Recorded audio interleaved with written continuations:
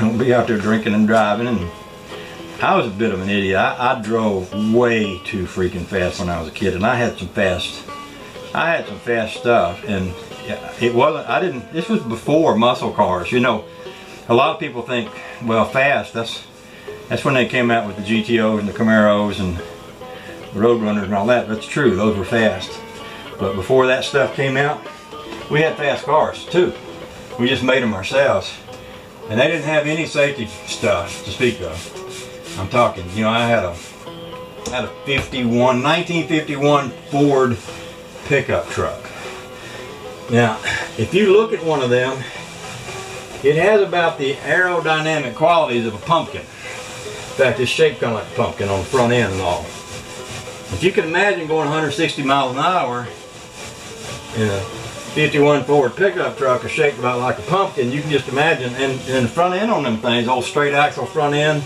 And of course, by the time I was driving them in the late 60s and early 70s, you know, the steering box and everything doesn't have time to get good and wore out, so they wobbled all over the road.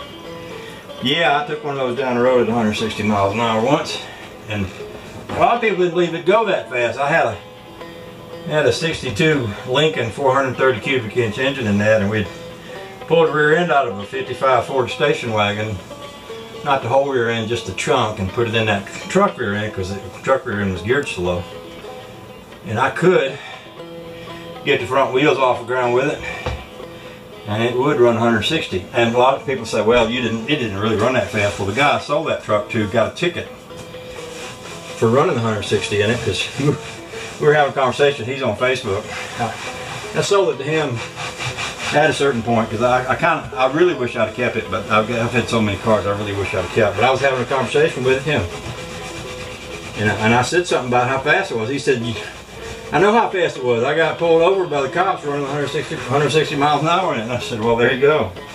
But anyway, I didn't know why I started going down this road, except that we're here in the floor and what else we got to do. But all I was going to say is, I never did drink when I was young, not even a little. So I never had to worry about drinking and driving being a problem, but I drove fast. You know, everybody, my daddy drove fast, my brother drove fast. And kids did. I mean, we were hot rod boys in high school. Not all of us, but the ones that I hung out with pretty much were. And we used to make our own hot rods, make our own cars out of what we could afford and what we could get. There was a lot of good stuff to work with back in them days. I mean, we had the 55 Chevys and 57 Chevys and all that stuff. We had big motors in those days, and we knew how to make them go. And I drove too fast. I didn't kill nobody. I didn't kill myself, but could have. You can ask Cutworm about that. Now he's done them kind of things. He talks about it sometimes. Old Bill down in Georgia, he was telling me about times he had Corvettes when he was a kid, and like I'm talking big 454 Corvettes, the really fast ones. And he went through high school, and through the time in and around his service in the Army, he's got a lot of stories about his interactions with the local police and such, and his fast cars.